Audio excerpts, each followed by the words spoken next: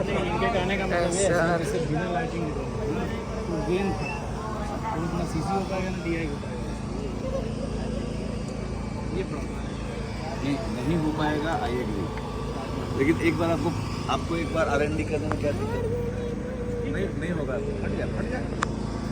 R&D तो कर सकते हैं, R&D करने में क्या दिक्कत? अभी तो हो सकता है ना, आपने अभी तक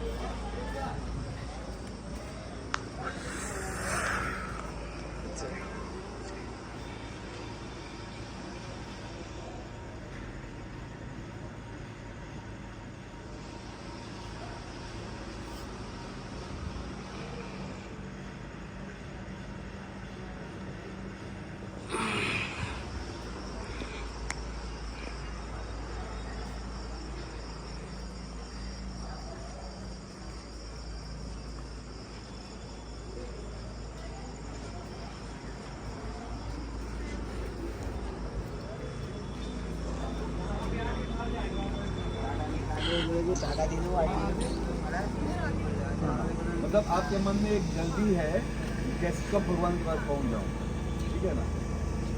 लेकिन जब हम मंदिर के पास पहुंचेंगे ना तो आपको भगवान के प्रति आस्था है तो जो